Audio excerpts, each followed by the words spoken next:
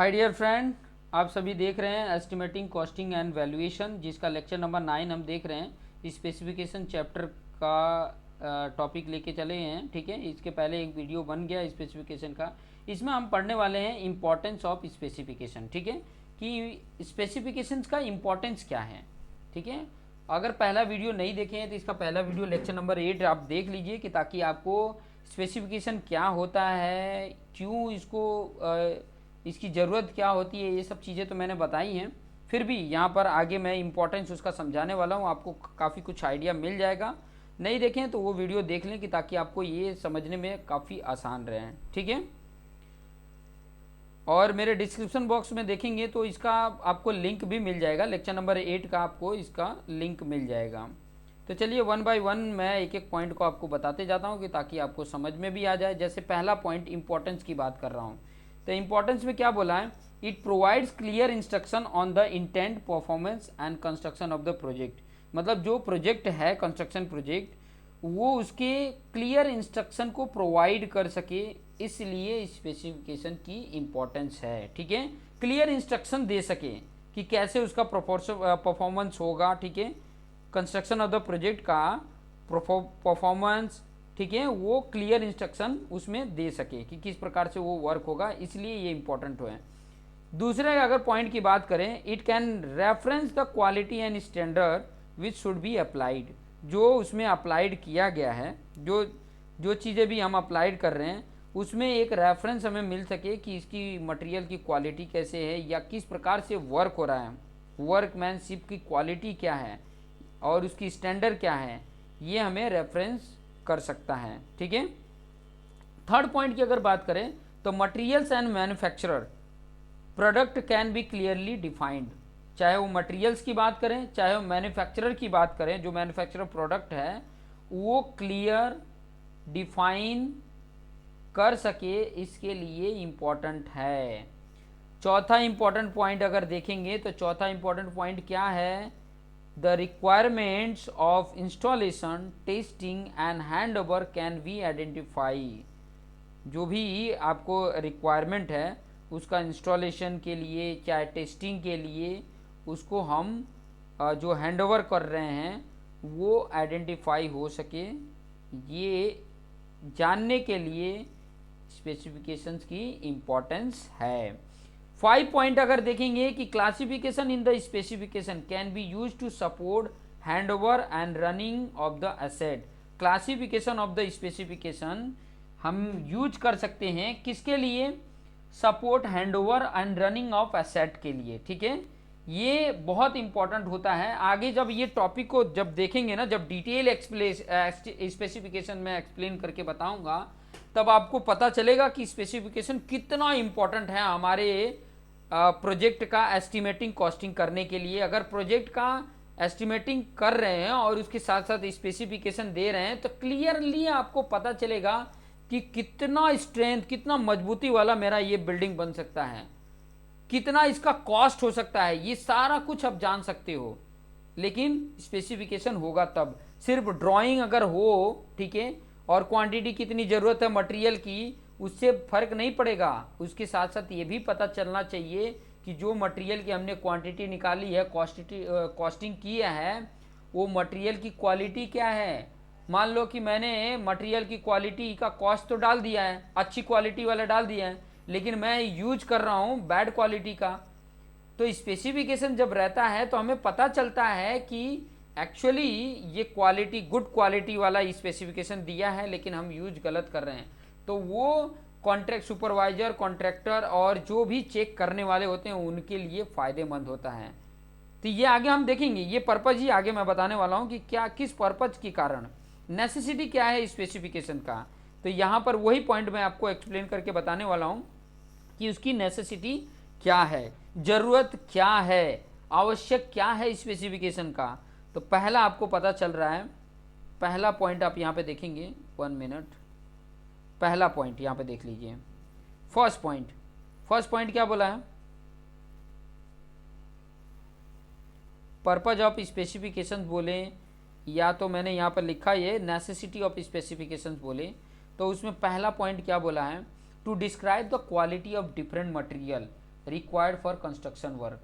Construction work के लिए जितने भी डिफरेंट टाइप के मटेरियल की रिक्वायरमेंट है उसकी क्वालिटी को डिस्क्राइब करे, इसके लिए स्पेसिफिकेशंस आवश्यक है, इस पर्पज के लिए आवश्यक है कि ताकि कंस्ट्रक्शन वर्क के लिए जो भी रिक्वायर्ड मटेरियल है उसकी क्वालिटी हमें पता चल सके, इसलिए ज़रूरत है। ठीक है, स्पेसिफिकेशन का दूसरा, 1 मिनट, आई थिंक पता नहीं क्यों ऐसा हो रहा है। सेकंड पॉइंट क्या बोला है, it enables the department, engineers, architect and contractor to define, procure and check the materials quality as per specification।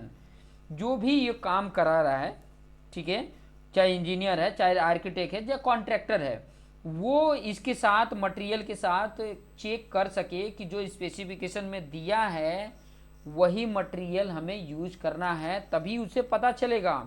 Otherwise क्या है कि मान लो कि कॉन्ट्रैक्टर मान लो धांधली कर रहा है, कुछ गलत मटेरियल यूज कर लिया, तो मान लो जो थर्ड पार्टी चेक करने के लिए आ रही है वो स्पेसिफिकेशन के थ्रू चेक कर सकती है कि जो स्पेसिफिकेशन में आपने दिया है उसके अकॉर्डिंग ये मटेरियल नहीं है। तो इसीलिए स्पेसिफिकेशन की ज़रूरत होती है कि ताकि ऑन द स्पॉट हमें पता चल सके कि जो स्पेसिफिकेशन जिस क्वालिटी ऑफ मटेरियल में टेंडर पास हुआ है वही क्वालिटी ऑफ मटेरियल में ये कंस्ट्रक्शन हो रहा है या नहीं हो रहा है। ठीक है, ये कौन, इंजीनियर भी, जैसे अगर मान लीजिए कि इंजीनियर काम करा रहा है तो उसको कौन से टाइप का मटेरियल यूज करना है वो स्पेसिफिकेशन में दिया रहता है, उसी टाइप का मटेरियल आप यूज करोगे।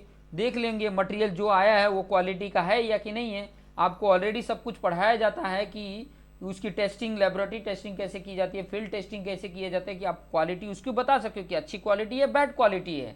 क्योंकि स्पेसिफिकेशन के थ्रू अगर वो इंजीनियर काम नहीं करेगा तो थर्ड पार्टी उसके ऊपर पेनाल्टी लगा के चला जाएगा। ये चीज़ें भी ध्यान में रखनी पड़ती है बहुत सारे तरीके से, कि इसलिए स्पेसिफिकेशन की आवश्यक होती है। थर्ड पॉइंट की अगर मैं बात करूं, to specify the quality of workmanship and method of doing the same. Specification ये भी बताता है कि उसकी वर्कमैनशिप क्या होगी, मतलब काम करने का तरीका कैसा होगा। M20 ग्रेड बनाना है तो M20 ग्रेड के लिए प्रोपोर्शन क्या होते हैं, ये कौन देता है, स्पेसिफिकेशंस देता है। कि मैं बीम के लिए अगर बना रहा हूँ तो M20 ग्रेड का कंक्रीट यूज कर रहा हूँ या M25 ग्रेड का कंक्रीट यूज कर रहा हूँ या इस टाइप के मटेरियल स्टील को मैं यूज कर रहा हूँ। तो ये सारा कुछ क्वालिटी ये दी हुई होती है और ये मेथड से हमें बनाना होता है। M20 ग्रेड का बनाना है तो M50 ग्रेड के कंक्रीट नहीं बना सकते, ये स्पेसिफिकेशन में दिया रहता है कि ताकि हमें पता चल सके कि कौन से टाइप के, जब एस्टिमेट हम निकालेंगे तो हम कंक्रीट तो हमारे पास मिल गया कि इतने कंक्रीट, इतने वॉल्यूम की कंक्रीट हमें करनी है। अब उसके बेस पे तुमने सीमेंट और एग्रीगेट ये सब निकाल लिया, लेकिन प्रोपोर्शन पता रहेगा तभी तो सीमेंट निकाल पाओगे, तभी तो एग्रीगेट निकाल पाओगे, तभी तो सैंड निकाल पाओगे। मान लो कंक्रीट का वॉल्यूम तो पता चल गया कि इतनी बीम कास्टिंग करनी है, इतना वॉल्यूम की मुझे मटेरियल बनाना है, तो मटेरियल बनाने के लिए आपको ग्रेड पता रहेगा, तब उस बेस पे आप निकाल पाओगे ना सीमेंट और क्वांटिटी की। तो ये इंपॉर्टेंट होता है। नेक्स्ट अगर आप पॉइंट आप देखोगे, नेक्स्ट पॉइंट की अगर मैं बात करूं तो specification are required to clarify the drawing. जो ड्राइंग है उसको क्लैरिफाई करने के लिए भी स्पेसिफिकेशन जरूरत होती है, आवश्यक होता है, इन पर्पज के लिए स्पेसिफिकेशन होता है। नेक्स्ट पॉइंट देखेंगे, specification are helpful to contractor. किसके लिए हेल्पफुल होता है, स्पेसिफिकेशन हेल्पफुल होता है कॉन्ट्रैक्टर के लिए, फीलिंग द रेट फील करने के लिए। स्पेसिफिकेशन में दिया है कि भाई गुड क्वालिटी या सेकंड क्लास ब्रिक यूज करना है या फर्स्ट क्लास ब्रिक करना है, तो उसी के बेस पे वो रेट डिफाइन करेगा।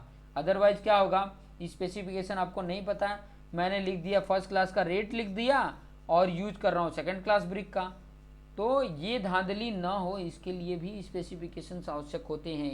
ये पर्पज के लिए भी स्पेसिफिकेशन ज़रूरत होती है कि ताकि वो टेंडर में दे सके। ठीक है, ये भी ज़रूरत होता है। नेक्स्ट पॉइंट की अगर बात करें, specification of work serve as a guide to the supervising staff of the owner as well as the contractor to execute the work to their satisfaction.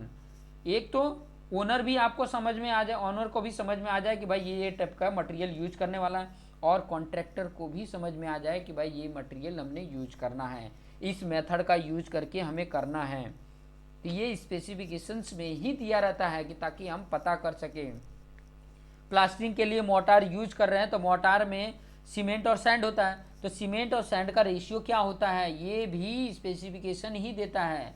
अपने अकॉर्डिंग आप कुछ भी डाल के बना लोगे, फिर वो चेक करने वाले आएंगे किस टाइप का मटेरियल यूज किया है, ये सारा कुछ स्पेसिफिकेशन में दिया रहता है और उसके अकॉर्डिंग नहीं होता है तो ही प्रॉब्लम होती है। नेक्स्ट पॉइंट अगर यहाँ पर देख सकते हैं कि specification are necessary to verify, specifications are necessary to verified and check the strength of material for a work. जो वर्क है उसके लिए जो मटेरियल है, मटेरियल का स्ट्रेंथ को भी वेरीफाई करने के लिए स्पेसिफिकेशंस आवश्यक होता है। ये चीज़ें जानने बहुत इंपॉर्टेंट है। जितनी पॉइंट मैं बता रहा हूँ वो बहुत ही काम की चीज़ें हैं, ये जानने के लिए बहुत इंपॉर्टेंट है। अगर जानते रहेंगे तो हर चीज़ों को आप आसानी से क्लियरली डिफाइन कर पाओगे, समझ पाओगे। इसलिए स्पेसिफिकेशन ज़रूरत होता है, स्पेसिफिकेशन इसीलिए ज़रूरत होता है। नेक्स्ट पॉइंट अगर देखेंगे, specification is an essential contract document, essential contract document and is required for arbitration. Arbitration मतलब dispute between contract and owner.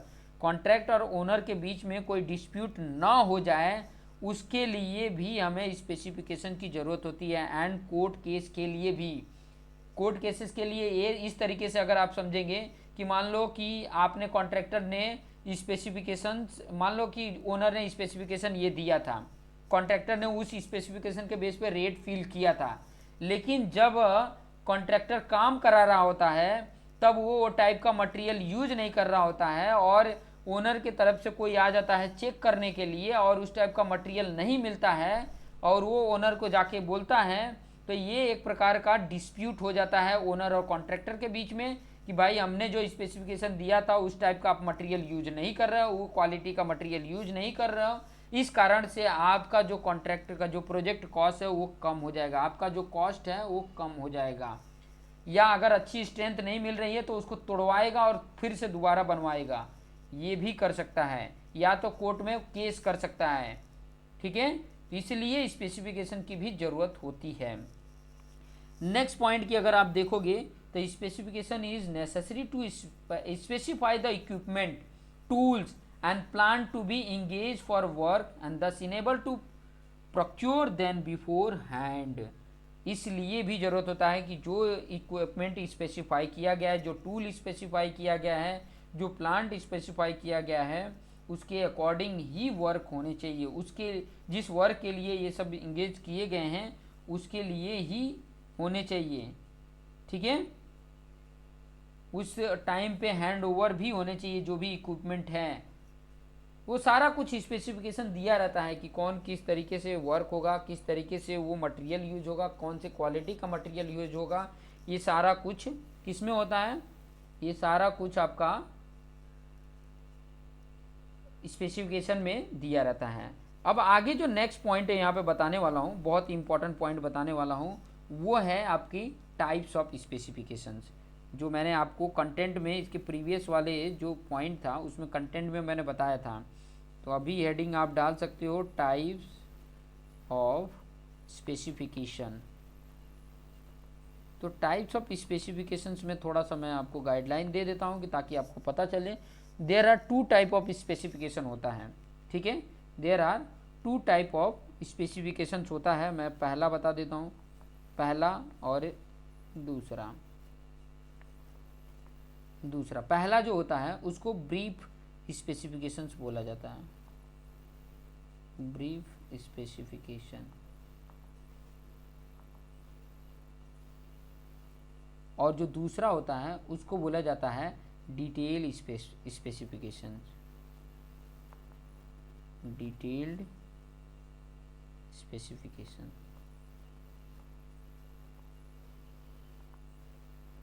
तो ये दूसरा हो गया, ये पहला हो गया। अब मैं अगर ब्रीफ की बात करूं, ध्यान से समझना ब्रीफ में क्या होता है। ब्रीफली एक्सप्लेन कर दिया कि भाई ऐसे ऐसे वर्क होगा। ठीक है, ब्रीफ स्पेसिफिकेशन क्या देता है, नेचर देता है, क्लास ऑफ वर्क दे देता है, मटेरियल इन जनरल टर्म में दे देता है, to use in the various part of the work from the foundation to the super structure. वो एक ही बार में सारा कुछ दे देता है कि भाई आपका फाउंडेशन किस तरीके से बनेगा, एक्सवेशन कैसे होगा, फाउंडेशन कैसे होगा, प्लिंथ कैसे वर्क होगा, फिर बाद में सुपर स्ट्रक्चर के वर्क कैसे होंगे, इन जनरल वो दे देता है इसको। इसीलिए ना ये जो आपका ब्रीफ स्पेसिफिकेशन है, इसको और किस नाम से बोला जाता है, या तो एल्सो नोन एज, ये भी बोल सकते हो, general specifications. General specification, generally specifications दे देता है, ठीक है। और डिटेल एक्सप्लेनेशन क्या होता है कि हर एक पर्टिकुलर को किस तरीके से आप स्पेसिफाई करोगे उसके मटेरियल को लेके। जैसे कि अगर मान लीजिए सबसे पहले एक्सवेशन वर्क हो रहा है, तो एक्सवेशन वर्क में बहुत सारे इंपॉर्टेंट पॉइंट आते हैं, उन सभी को एक्सवेटिंग कर रहे हो तो किस मटेरियल से कौन से टाइप का मटेरियल है जिसको एक्सवेट कर रहे हो, ये चीज़ें होती है। उसके बेस पे रेट डिफाइंड होता है। मटेरियल कैसे मटेरियल को एक्सवेट कर रहे हो, क्योंकि इक्विपमेंट लगाओगे या तो लेबर लगाओगे एक्सवेट करने के लिए। फाउंडेशन करना है तो उसके लिए क्या करोगे, डिगिंग करोगे, एक्सवेट करोगे, और या तो जेसीबी मंगा के करोगे, या तो आप अदर कोई भी टूल्स यूज करके, इक्विपमेंट यूज करके आप मतलब फाउंडेशंस के लिए बनाओगे। फिर उसके बाद से वो उसमें अगर कोई मान लो कि कोई वस्तु, कोई कॉस्टली वस्तु मिल जाती है, तो वो किसकी प्रॉपर्टीज होगी, वो गवर्नमेंट की प्रॉपर्टीज हो जाती है। तो ये सब डिटेल में अच्छी तरीके से उसको पढ़ेंगे, ठीक है। और ये जो जनरल स्पेसिफिकेशन की बात करूं, तो ये कॉन्ट्रैक्ट डॉक्यूमेंट का पार्ट नहीं होता। ये चीज़ें they do not form a part of the contract document, but detail expression ये कॉन्ट्रैक्ट डॉक्यूमेंट का एक पार्ट होता है, क्योंकि उसमें डिटेल में अच्छी तरह के सब कुछ एक्सप्लेन करके बताया रहता है। हालांकि डिटेल एस्टिमेशन को हमें पढ़ना है, अच्छी तरीके से पढ़ना है। जनरल स्पेसिफिकेशंस को मैं थोड़ा सा बता देता हूँ ये टॉपिक में, फिर बाद में आगे हमें वही पढ़ना है। आगे अगर मैं बात करूँ तो आगे वो डिटेल में हम वही चीज़ पढ़ने वाले। जैसे ये general specification for first class building, अगर बात करूँ फर्स्ट क्लास बिल्डिंग की, अगर मैं बात करूँ, ये जनरल स्पेसिफिकेशन को मैं यहाँ पे बता रहा हूँ, ठीक है। हेडिंग डाल भी सकते हैं, मैं जो ब्रीफ एक्सप्लेनेशन होता है वो चीज़ें मैं आपको यहाँ पर बता देता हूँ कि ताकि आपको आइडिया मिल जाए और आप उसके अकॉर्डिंग कर भी पाएँ। तो मैं यहाँ पर लिख भी देता हूँ, general specifications of a first class building. हाँ, ये ब्रिक नहीं बोल रहा हूँ, बिल्डिंग्स बोल रहा हूँ, फर्स्ट क्लास बिल्डिंग्स, ठीक है। फर्स्ट क्लास बिल्डिंग की मैं यहाँ पे बात कर रहा हूँ कि फर्स्ट क्लास जो बिल्डिंग होती है ना, उसके लिए जनरल स्पेसिफिकेशंस क्या होते हैं। तो जनरल मतलब ब्रीफ में दे देते हैं, ठीक है। जैसे पॉइंट पहला अगर मैं बताऊँ कि जैसे फाउंडेशन एंड प्लिंथ के बारे में बता देगा, फाउंडेशन एंड प्लिंथ के बारे में ये जनरल स्पेसिफिकेशन दे देगा कि जो फाउंडेशन है, प्लिंथ है, वो जो बनेगा वो फर्स्ट क्लास ब्रिक से बनेगा, लाइम मोटार से बनेगा, और वो मोटार का जो होगा 1/6 होगा, ठीक है। या तो उसके ऊपर लाइम कंक्रीट बना दोगे 1/4/8 के, ठीक है। सीमेंट कंक्रीटिंग करोगे, कंक्रीटिंग से बना सकते हो, जिसका जो कंक्रीट होगा वो क्या होगा 1/4/8, ये इस तरीके से दे सकता है। दूसरा, जब प्लिंथ लेवल तक हो जाएगा तो उसके बाद क्या करेंगे, डीपीसी करेंगे। डीपीसी क्या होता है, डीपीसी जो होता है उसमें दे देगा कि 2.5 सेंटीमीटर थिकनेस, और कि जितना थिकनेस करके कंक्रीट का लेयर बना दो। कंक्रीट का लेयर बन जाता है, ठीक है, कंक्रीट का उसके ऊपर लेयर बना देते हैं, तो ये आ जाता है। फिर बाद में सुपर स्ट्रक्चर की बात आ जाती है। सुपर स्ट्रक्चर मतलब उसके ऊपर, प्लिंथ लेवल के ऊपर जितना भी होता है वो सुपर स्ट्रक्चर होता है। तो जो भी आप बना रहे हो, चाहे अब सुपर स्ट्रक्चर में फर्स्ट क्लास ब्रिक करके आप मतलब पूरा मतलब जो भी आप बनाना है मोटार, उसमें ब्रिक से ही वो बन जाएगा, ठीक है। फर्स्ट क्लास ब्रिक मतलब ये जनरल मतलब नॉर्मल आप गांव के जगह में देखे होगे जो घर बनता है ना, तो वो उस प्रकार का जनरल स्पेसिफिकेशन उनको दिया जाता है। लेकिन नॉर्मली जब बिल्डिंग बनाई जाती है तो उसके लिए आपको डिटेल स्पेसिफिकेशंस की ज़रूरत होती है, ठीक है। डिटेल स्पेसिफिकेशन की बहुत ज़रूरत होती है। ये सारा पॉइंट में लिखा देता हूँ कि सुपर स्ट्रक्चर के बारे में दे देगा। फिर बाद में चौथा पॉइंट अगर मैं बात करूँ तो रूफिंग के बारे में दे देगा कि रूफिंग किस प्रकार से होगी, किससे होगी, आरसीसी स्लैब बनाया जाएगा, ठीक है। तो कितना थिकनेस रहेगा ये डिस्क्रिप्शन दे देगा। 10 सेंटीमीटर थिकनेस रहेगा, ठीक है। इसमें थिकनेस जो होता है वो 10 सेंटीमीटर थिकनेस होता है, थिक होता है, ठीक है। और आरसीसी बनता है, आरसीसी का बनता है, ठीक है। फिर उसके बाद से जो वो ये चीज़ें हो जाती है। फिर बाद में जो रूम की हाइट होती है वो 3.7 मीटर या 12 फीट से कम होनी चाहिए, ठीक है। हाइट की अगर बात करें तो 3.7 बोलें या तो 12 फीट से कम होनी चाहिए, लेस होनी चाहिए, ठीक है। 3.7 मीटर की बात कर रहे हैं और या तो 12 फीट से कम होनी चाहिए, ये चीज़ें स्पेसिफिकेशन में दे देता है। पांचवा पॉइंट की अगर मैं बात करूं कि फ्लोरिंग की अगर बात कर रहा है तो फ्लोरिंग किस प्रकार से करेगा वो स्पेसिफिकेशन दे देगा। जैसे कि फ्लोरिंग जो हो रहा है वो मोजेक से हो रहा है या कोटा स्टोन से कर रहे हो या मार्बल से कर रहे हो या सेरेमिक से कर रहे हो या टाइल से कर रहे हो, ठीक है। ये चीज़ें बता देगा उसमें, ठीक है। लेकिन उसमें जो जैसे मान लो कि सीमेंट कंक्रीट से कर रहे हो, सीमेंट कंक्रीट अगर कर रहे हो तो उसमें ये चीज़ें ध्यान रखना कि उसकी जो थिकनेस होगी वो 75 mm थिक रखोगे, जो कंक्रीट रखोगे 75 mm थिक रखोगे, ये स्पेसिफिकेशन दे देगा। छठा पॉइंट की अगर मैं बात करूं तो फिनिशिंग की बात दे देगा। ये सब क्या होता है नॉर्मल छोटे वर्क में ये सब स्पेसिफिकेशन देने होते हैं कि भाई फिनिशिंग में क्या करोगे। तो फिनिशिंग जो करना होता है इनसाइड और आउटसाइड जो फिनिशिंग होता है, ठीक है, सीमेंट मोटार से जो प्लास्टिंग करते हैं ना, ठीक है, वो फिनिशिंग ही है। तो उसकी जो थिकनेस होगी वो ये ध्यान रखने की 12 mm थिक होना चाहिए। ये सब स्पेसिफिकेशन दे देता है कि जो प्लास्टिंग कर रहे हो, इनसाइड कर रहे हो चाहे आउटसाइड कर रहे हो, उसका थिकनेस क्या होगा प्लास्टरिंग का। फिर उसके बाद से सातवां डोर्स है एंड विंडो की अगर बात करें तो वो किस प्रकार से उसका क्लासिफिकेशन दे देगा कि भाई उसका फ्रेम बनाओगे, उसका शटर बना के दोगे, ठीक है, वो कौन सी लकड़ी का होना चाहिए, वेल सीजन टिक वुड का होना चाहिए। ये सब स्पेसिफिकेशन देता है कि किसका होना चाहिए और उसका थिकनेस क्या होना चाहिए, 3 सेंटीमीटर होना चाहिए। ये सब स्पेसिफिकेशन देता है कि अगर मान लो वो बना रहे हो तो शटर जो बना रहे हो उसका थिकनेस क्या रखोगे और उसका पेंट करके दोगे कि वार्निश करके दोगे कि किस तरीके से कोटिंग करके दोगे, ये भी दिया रहता है कि जो डोर है विंडो है उसकी जो पेंटिंग करोगे वो पेंटिंग का भी यहाँ पे देना पड़ेगा डिटेल कि पेंटिंग कर रहे हो तो 1 कोटिंग कर रहे हो या 2 कोटिंग कर रहे हो, पेंटिंग पेंट से कर रहे हो कि वार्निश से कर रहे हो, क्या कर रहे हो, ये सब देना पड़ता है। और मिसलेनियस मतलब इसके आगे क्या आ सकता है, मिसलेनियस मतलब अब देखो जैसे कि रेन वाटर पाइप लगाना हो मिसलेनियस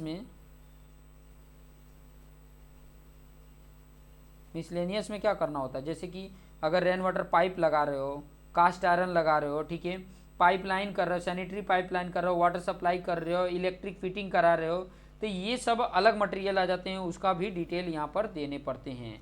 तो ये चीज़ें ये फर्स्ट क्लास में आ जाता है। सेकंड क्लास में भी इसी तरीके से थोड़ा सा मतलब क्वालिटी चेंज करके सेकंड क्लास बिल्डिंग का भी इसी तरीके से जनरल स्पेसिफिकेशन दे दिया जाता है। ये जो जनरल स्पेसिफिकेशन किसके लिए दे जाता है, छोटे मोटे काम अगर ले रहे हो ना तो उसमें स्पेसिफाई किया रहता है, जो ओनर है उसने स्पेसिफाई करके देता है कि भाई हमारा इस तरीके से बनना चाहिए।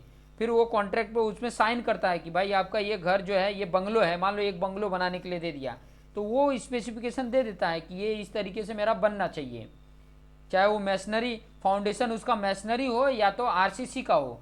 तो ये चीज़ें लिख कर देनी पड़ती है कि ताकि कॉन्ट्रैक्ट उस बेस पे रेट लगा के और आपको रेट बता दे कि इतने आपका टोटल कॉस्ट पड़ेगा, इतने में आपका जो बंगला है वो तैयार हो जाएगा, ठीक है।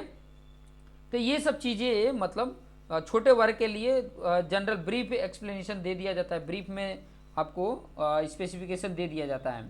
लेकिन जहाँ पर बड़े वर्क होते हैं, ठीक है, जैसे बड़े बड़े बिल्डिंगें बन रही हैं, बड़े बड़े टावर बन रहे हैं, तो वहाँ पर आपको ये डिटेल स्पेसिफिकेशन देना पड़ता है, ठीक है। तो डिटेल स्पेसिफिकेशन हम आगे जाके पढ़ेंगे।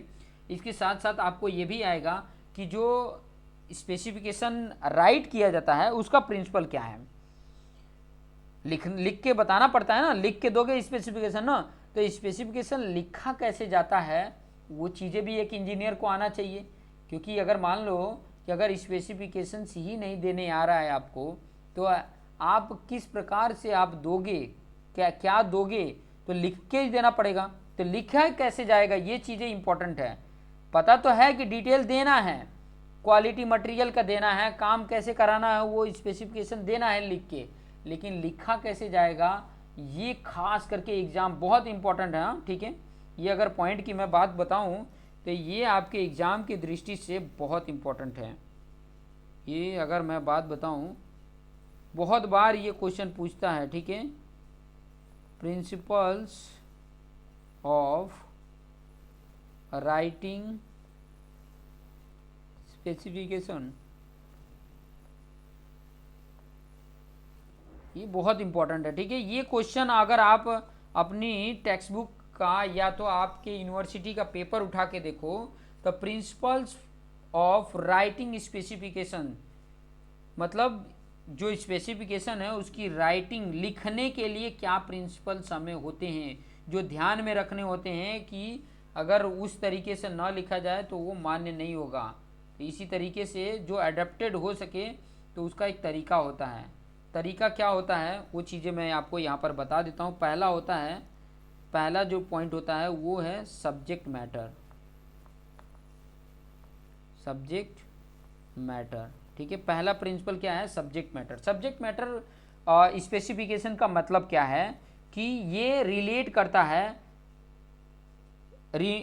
इंफॉर्मेशंस क्या रिक्वायर्ड है कॉन्ट्रैक्टर के बाद जो दिया गया है पर्टिकुलर कॉन्ट्रैक्टर को, तो उसके लिए क्या इन्फॉर्मेशन चाहिए, वो सब्जेक्ट मैटर इंपॉर्टेंट होता है। मटेरियल जो रिक्वायर है उसकी क्वालिटी और साइज़, ठीक है, ये सब्जेक्ट मैटर करता है कि जो भी आइटम वर्क के लिए है, वर्क का जो भी आइटम्स हैं वो शैल बी फुल्ली डिस्क्राइब। यहाँ पर खास करके ध्यान देना पड़ता है कि शैल बी ये ज़्यादा यूज किया जाता है, शैल का यूज ज़्यादा किया जाता है, ठीक है। ये नेक्स्ट पॉइंट है ही है। दूसरा पॉइंट है जो ग्रामर है, ठीक है। ग्रामर का बहुत इंपॉर्टेंट ध्यान में रखना पड़ता है, ठीक है। तो ग्रामर में खास करके हमें हर जो भी लिखेंगे उसमें शैल का यूज ज़्यादा करना है। जो भी आप स्टेटमेंट लिख रहे हो आपको ग्रामर अगर शैल बी का खास करके यूज करना होता है ये, ठीक है। आपको सेंटेंस में ये शैल बी यूज करना है, ठीक है। और शैल बी कहाँ पर यूज किया जाता है ये चीज़ें आपको ध्यान में रहनी चाहिए कि शैल बी कहाँ पर यूज किया जाता है। ये पैसिव वॉइस फ्यूचर इंडिफिनिट के पैसिव वॉइस में यूज किया जाता है। अब फ्यूचर इंडिफिनिट का पैसिव वॉइस आपको बनाने आना चाहिए। अगर नहीं आ रहा है तो कहीं न कहीं आप मतलब स्पेसिफिकेशन सही तरीके से नहीं लिख पाओगे। तो ये चीज़ें ध्यान में आपको रखनी होगी इसके ग्रामर पार्ट को, ठीक है। फिर उसके बाद से थर्ड पॉइंट आ जाता है उसकी मीनिंग। आपको मीनिंग पता होना चाहिए कि जब भी आप ड्राइंग का स्पेसिफिकेशन देते हो तो सिर्फ सुटेबल वर्ड ही नहीं, उसके साथ साथ उसकी डिज़ायर मीनिंग भी होनी चाहिए जो यूज की जा रही है, ठीक है। Word having more than one meaning shall be avoided. मतलब ऐसे वर्ड यूज नहीं करना है जिसके एक से ज़्यादा मीनिंग हो। ऐसे वर्ड यूज नहीं करना है जिसका मीनिंग क्या हो, एक से ज़्यादा मीनिंग होती हो, ऐसे वर्ड को यूज नहीं करना है, ये भी ध्यान में रखना है। चौथा पॉइंट है एब्रीविएशन। एब्रीविएशंस, तो एब्रीविएशन क्या होता है कि कुछ पॉइंटें होती हैं बड़े मतलब डिटेल में लिखी रहती हैं तो उसको शॉर्ट में हम लिख सकें। जैसे रेनफोर्स कंक्रीट सीमेंट होता है, रेनफोर्स सीमेंट कंक्रीट होता है, उसको शॉर्ट में हम क्या लिख सकते हैं, शॉर्ट में क्या लिख देते हैं, आरसीसी लिख देते हैं, ठीक है। डैम प्रूफ कोर्स है तो उसको हम डीपीसी लिख सकते हैं, ठीक है। ये चीज़ें आपको कास्ट आयरन है तो उसको सीआई लिख दिया जाता है।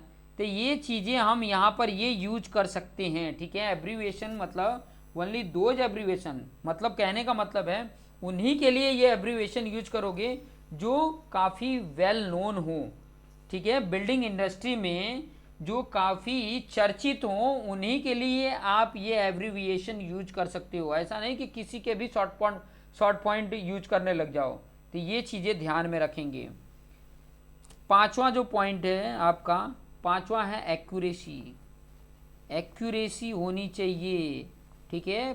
राइटिंग ऑफ प्रिंसिपल क्या है, स्पेसिफिकेशन राइटिंग के लिए प्रिंसिपल एक्यूरेसी होनी चाहिए कि जो भी आप काम का कर रहे हो तो उसमें एकदम एक्यूरेसी होनी चाहिए कि जो कुछ भी बता रहे हो M20 ग्रेड है तो M20 ग्रेड ही होनी चाहिए। उसमें कोई भी मतलब ऐसा नहीं होना चाहिए कि उसमें मतलब हम कुछ चेंज मतलब ला सकें, ठीक है। जो एकदम हो क्लियर होना चाहिए, एक तरह से ये बोल सकते हैं। मतलब वही पॉइंट आगे मैं बताने वाला हूँ। छठा पॉइंट फेयरनेस होना चाहिए, फेयरनेस होना चाहिए। उसमें ऐसा नहीं होना चाहिए कि मतलब अभी कुछ और लिखा है, आगे जाके उसको कुछ और चेंज कर सकें, ठीक है। तो पहले ही अगर फेयर होगा तो आगे जाके अगर कोई चेंज करता है उसमें तो हमें पता चल सकेगा कि ये चेंज हुआ है, ठीक है। फेयरनेस की अगर मैं बात करूं कि मतलब फेयर होना चाहिए, अच्छा होना चाहिए, ठीक है। जो भी मतलब हो क्लियर होना चाहिए, एक तरह से ये बोल सकता हूँ, ठीक है। सेवेंथ नंबर प्रिंसिपल की अगर बात करूँ तो प्रैक्टिकेबिलिटी होनी चाहिए, प्रैक्टिकेबिलिटी होनी चाहिए। अब प्रैक्टिकेबिलिटी की अगर मैं बात करूँ मतलब एक तरीके से इसका नाम से भी आपको पता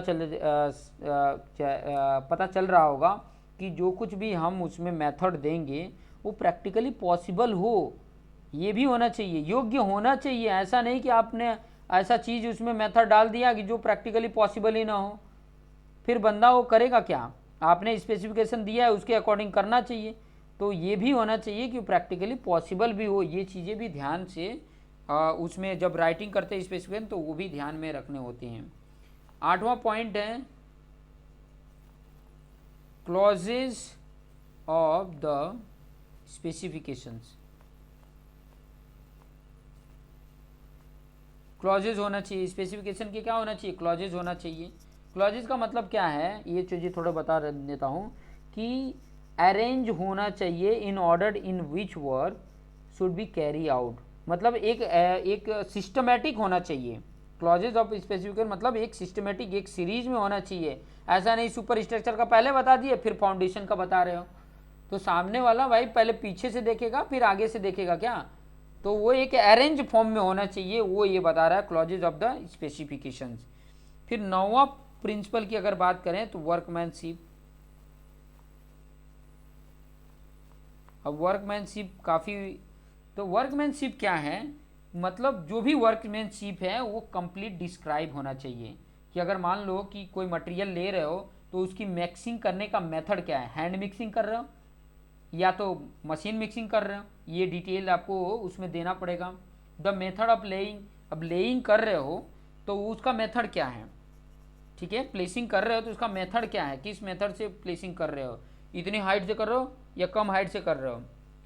प्रिपरेशन ऑफ बेस, बेस का प्रिपरेशन का बेस का प्रिपरेशन क्या होना चाहिए, कंपैक्शन किससे कर रहे हो, फिनिशिंग किससे कर रहे हो, क्यूरिंग कर रहे हो या नहीं कर रहे हो, ये उसका पूरा डिटेल कि मतलब आप कंक्रीटिंग कर रहे हो तो किस तरीके से कर रहे हो, कोई भी वर्क कर रहे हो तो किस तरीके से कर रहे हो, ये सारा कुछ कंप्लीट डिस्क्रिप्शंस ये वर्कमैनशिप का होना चाहिए। और जो 10 नंबर है और लास्ट जो प्रिंसिपल है वो है tools and plant, tools and plants, जिसको टी एंड पी भी बोलते हैं, ठीक है, टी एंड पी भी बोला जाता है। टूल्स एंड प्लांट का मतलब क्या हुआ, ठीक है। टूल्स एंड प्लांट मतलब जितने भी टूल्स एंड जो भी प्लांट्स हैं वो टोटली डिस्क्राइब्ड होने चाहिए, ठीक है। और किस मेथड से उसको यूज कर रहे हो, कैसे उसको सप्लाई कर रहे हो, वो क्लियरली स्टेटेड होना चाहिए, क्लियरली लिखा हुआ होना चाहिए। तो ये सारा कुछ राइटिंग में किस तरीके से राइटिंग किया जाएगा, ये सारा कुछ इसमें डिटेल में क्या क्या राइट किया जाएगा, क्या क्या ध्यान रखने वाले पॉइंट है वही प्रिंसिपल हैं। तो इन पॉइंटों को ध्यान में रखेंगे। आगे हम एक एक वीडियोज में डिटेल एक्सप्लेनेशंस आपको एक्सप्लेन करके बताएंगे। तो मेरे साथ आप बने रहिए और देखते रहिए। अगर वीडियो अच्छा लग रहा है तो मैंने आपको सिंपल सा फंडा बोला है कि अगर वीडियो अच्छा लगे तो एक बार लाइक ज़रूर कर दें, ठीक है। और अगर चैनल को सब्सक्राइब नहीं किए हैं तो प्लीज़ सब्सक्राइब कर दीजिए। और सब सब्सक्राइब करेंगे, जब सब्सक्राइब करते हैं ना तो ऐसा आपका बेल बना हुआ दिखेगा, इस प्रकार का बेल बना हुआ दिखेगा, तो उस पर भी थोड़ा दबा दें कि जब जैसे ही नोटिफिकेशन, जैसे ही हम वीडियो अपलोड करते हैं तो आपको नोटिफिकेशन मिल सके, ठीक है।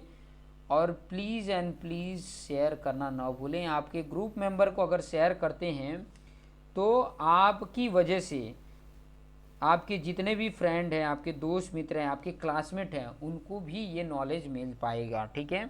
उनको ये नॉलेज मिलेगा कि ताकि वो भी अपने आप को बेस्ट बना सकेंगे, बेस्ट अगर आप अपने दोस्त मित्र जितने भी कलीग्स हैं उनको बना रहे हो तो डायरेक्ट और इनडायरेक्ट आप अपने देश की मदद कर रहे हो, देश की प्रगति में आप हेल्प कर रहे हो, देश की उन्नति में आप हेल्प कर रहे हो। तो देखते रहिए और अपने आप को बेस्ट बनाते रहिए। Thank you for watching this video.